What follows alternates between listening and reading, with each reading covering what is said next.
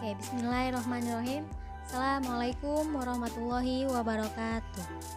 Alhamdulillahirrabbilalamin. Pada kesempatan pagi hari ini kita masih diberikan kenikmatan, yakni kenikmatan sehat, sehingga kita pada pagi hari ini masih diberikan kelancaran dalam menjalankan segala aktivitas. Baiklah, sebelum kita mulai kelas pada pagi hari ini, alangkah lebih baiknya kita membacakan doa bersama-sama. Bismillahirrahmanirrahim. Raditu billahi robba wa bil islami dina wa bi muhammadin nabiyya wa rasulah rabbi zidna ilma warzuqna fahma amin amin amin ya robbal alamin. Baiklah, di sini kami dari kelompok 9 yang beranggotakan saya Salsadila Oktaviani, kemudian ada Afiq Khairi dan Mahfud Ihsanuddin Adi. Di sini kami akan mempresentasikan hasil diskusi kami yang bertemakan anjak piutang. Baiklah, dari hasil diskusi kami ada 4 pokok pembahasan. Yang pertama, pengertian dan macam-macam anjak piutang. Yang kedua adalah manfaat dari anjak piutang. Yang ketiga, anjak piutang dalam ekonomi Islam. Dan yang keempat, perbedaan anjak piutang syariah dan konvensional. Oke, baiklah. Pokok bahasan yang pertama adalah pengertian dari anjak piutang. Apa itu anjak piutang? Oke, anjak piutang atau biasa disebut factoring.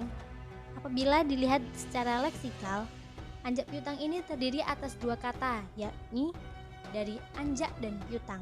Apa itu anjak? Anjak diartikan berpindah atau bergerak, sedangkan piutang adalah uang yang dipinjamkan atau tagihan uang perusahaan kepada para pelanggan yang diharapkan akan melunasi dalam waktu tertentu sejak tanggal keluarnya tagihan. Jadi, anjak piutang adalah berpindahnya utang atau perjanjian yang mendasari perpindahan tagihan sejumlah piutang kepada pihak lain.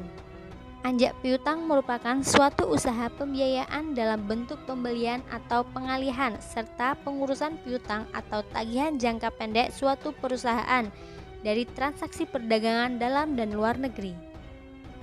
Sedangkan anjak piutang secara syariah adalah kegiatan pengalihan piutang dagang jangka pendek suatu perusahaan berikut pengurusan atas piutang tersebut sesuai dengan prinsip syariah.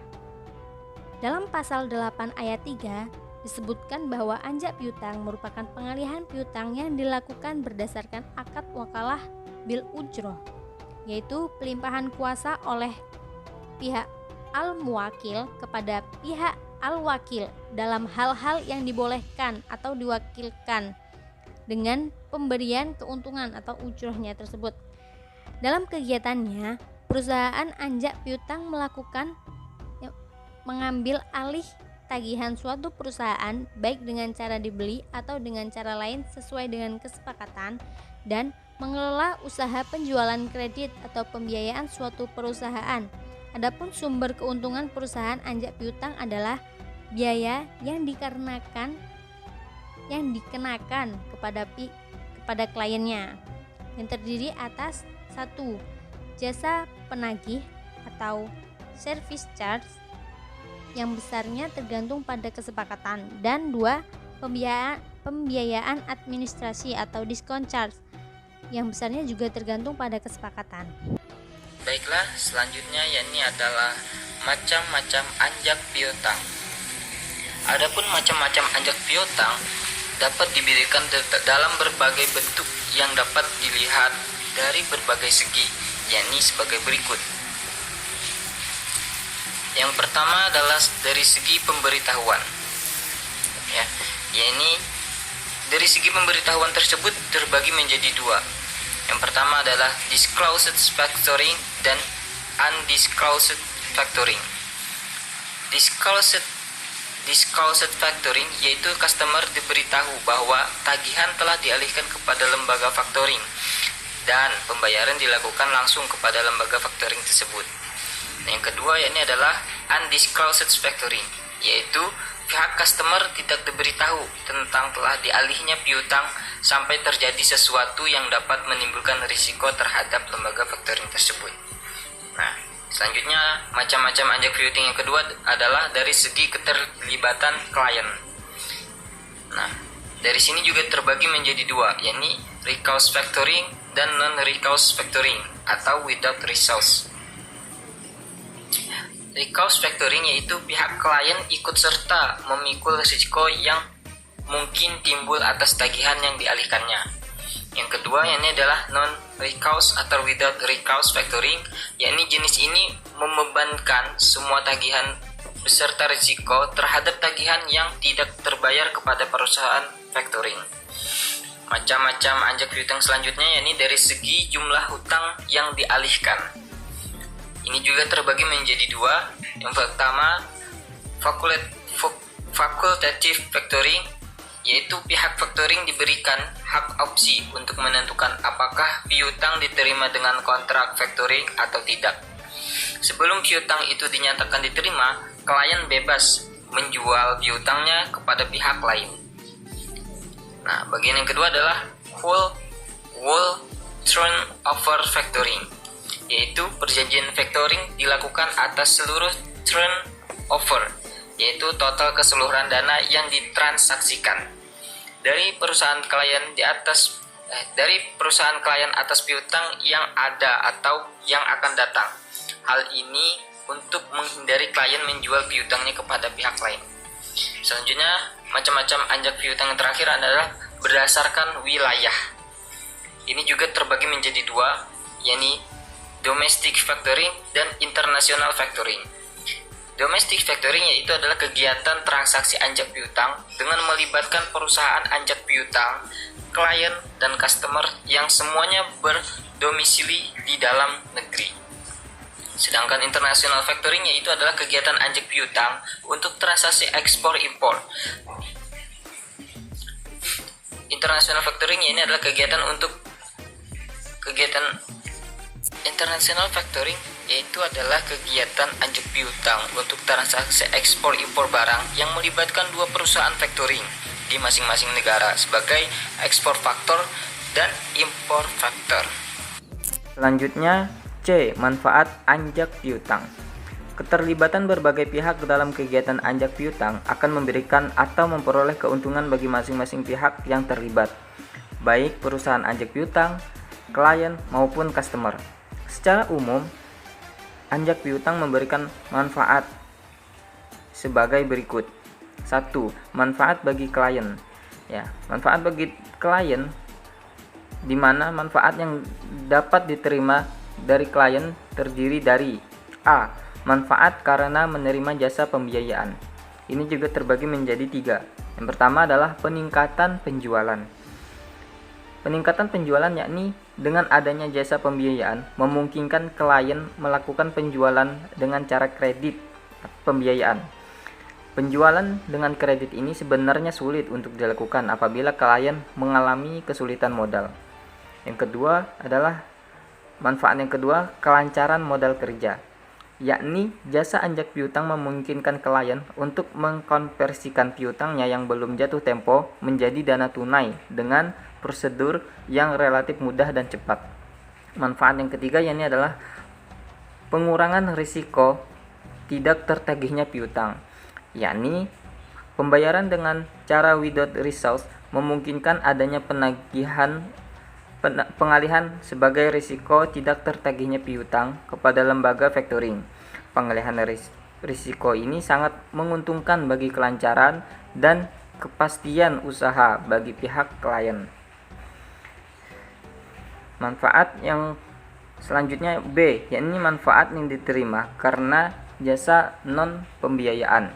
Ini juga terbagi dari beberapa macam. Yang pertama, untuk memudahkan penagihan piutang, yaitu jasa penagihan piutang yang diberikan oleh lembaga factoring yang dalam ini klien tidak perlu secara langsung melakukan penagihan piutang kepada customer, sehingga waktu dan tenaga karyawan dapat dimanfaatkan untuk melakukan kegiatan lain yang lebih produktif.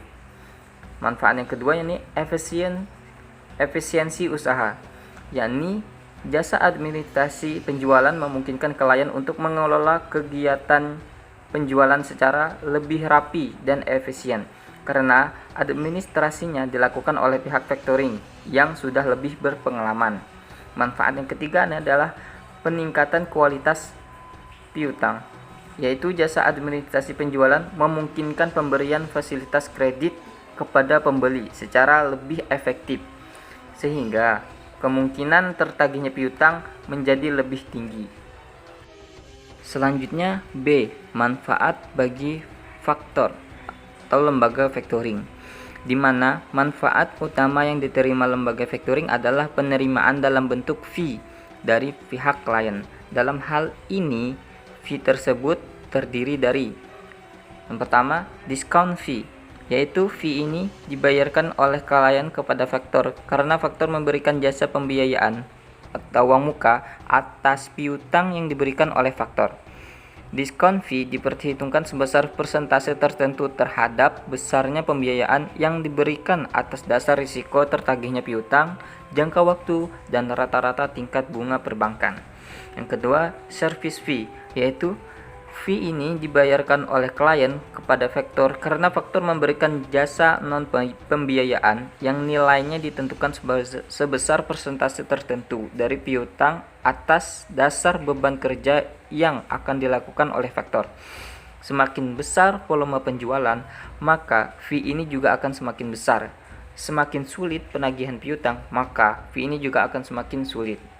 Nah, selanjutnya C. Manfaat bagi customer,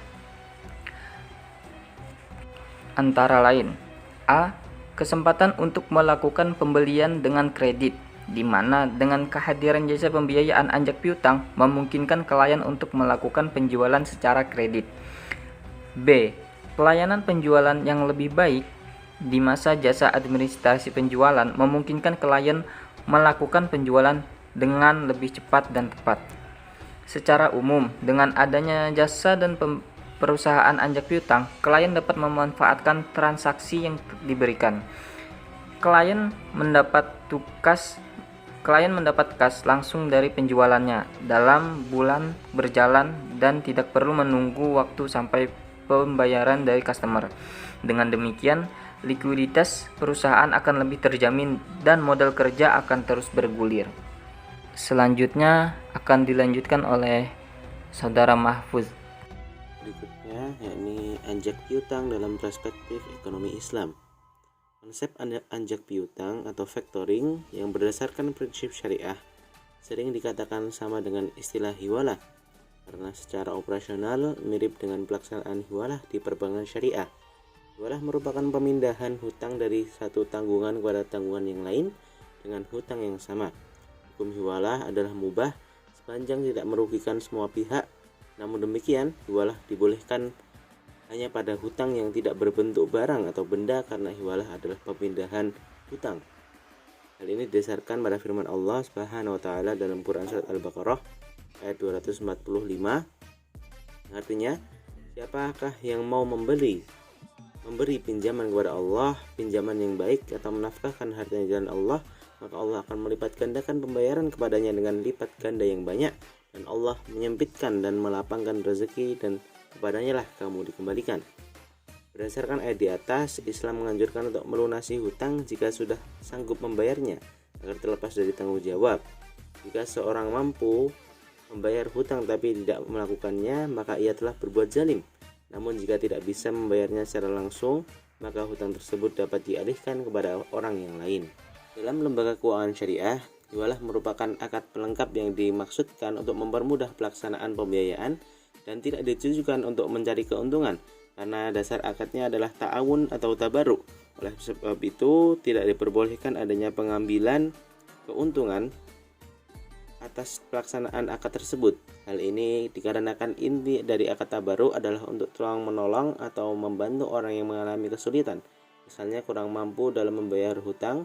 Saat ini lembaga keuangan syariah mengenakan fee atas akad-akad tabaruk dengan alasan sebagai biaya administrasi.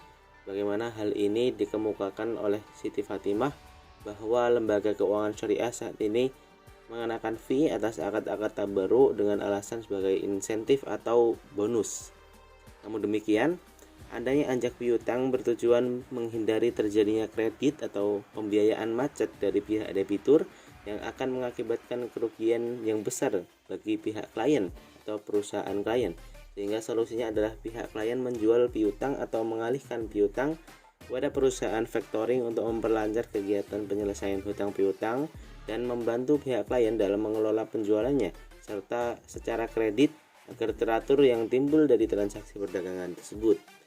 Nah, dengan demikian dapat dipahami bahwa pada prinsipnya anjak piutang syariah akan memberikan manfaat pembayaran piutang yang lebih cepat daripada jatuh tempo, kemudian menambah dana segar perusahaan, dapat juga membantu meningkatkan keuntungan yang merupakan sarana peralihan risiko tagihan yang tidak bisa dicairkan, serta akan memberikan kesempatan kerja bagi perusahaan faktor untuk mendapatkan upah berupa ujroh. Selanjutnya adalah perbedaan anjak piutang syariah dan konvensional. Kelompok kami menemukan kurang lebih ada 7 perbedaan antara anjak piutang syariah dan anjak piutang konvensional. Langsung saja, yang pertama, ini dari sumber hukum. Dalam anjak piutang syariah yang dijadikan acuan adalah aturan syariah yang terkandung dalam Al-Quran maupun hadis, serta fatwa Dewan Syariah Nasional atau DSN nomor 67 tentang anjak piutang syariah. Kemudian sementara di anjak piutang konvensional itu sumber hukum yang dijadikan acuan adalah Surat Keputusan Menteri Keuangan tentang anjak piutang. Nah, kemudian pemberian balas jasa atau fee atau ujrohnya di anjak piutang syariah ini dengan besaran yang sesuai kesepakatan bersama. Nah, sedangkan di anjak piutang konvensional, pemberian balas jasa berupa biaya yang besarnya telah ditentukan oleh perusahaan faktor secara sepihak dengan acuan tingkat diskonto atau bunga, yang nilai upah dihitung berdasarkan persentase atas besarnya piutang yang dialihkan. Nah, kemudian dalam anjak piutang syariah, transaksi perdagangan harus terbebas dari gharar, maisir, dan riba. Nah, sedangkan dalam anjak piutang konvensional itu bebas dan tidak ada ketentuan. Nah, secara objek, dalam anjak piutang syariah, objek penjualan antar supplier dengan customer harus merupakan barang yang halal. Nah, sementara dalam anjak piutang konvensional itu tidak ada batasan ketentuan objek. Nah, selanjutnya tentang kepengawasannya.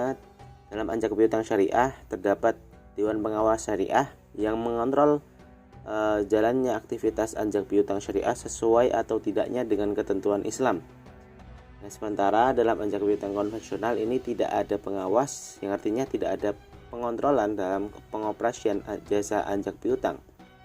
Kemudian secara akad yang dilakukan dalam anjak piutang syariah itu sesuai dengan prinsip syariah berupa hiwalah, kemudian wakalah bil ujroh, dan qard. Sedangkan dalam anjak piutang konvensional itu akad yang dilakukan berupa perjanjian yang berpayung hukum negara tanpa menyesuaikan prinsip syariah. Kemudian dalam hal pengoperasian anjak piutang harus mengutamakan prinsip ta'awun atau tolong-menolong, kemudian baru profit atau keuntungan. Nah, sementara dalam anjak piutang konvensional ini lebih diutamakan adalah profit yang sebesar-besarnya. Kemudian yang terakhir, dalam anjak piutang syariah ini menerapkan nilai-nilai keislaman dalam menjalankan anjak piutang syariah dengan prinsip kejujuran yang akan menciptakan suasana kepercayaan. Nah, sementara dalam anjak piutang konvensional ini tidak ada tuntutan hukum yang jelas yang mengatur kejujuran dalam menjalankan anjak piutang tersebut. Alhamdulillahirabbil alamin, telah sampailah kita pada penghujung presentasi dari kelompok 9 ini. Semoga apa yang kita sampaikan tadi dapat bermanfaat bagi kita semua, amin ya rabbal alamin. Baiklah, sekian dari kami. Wallahul muwaffiq ila aqwamit thoriq. Wassalamualaikum warahmatullahi wabarakatuh.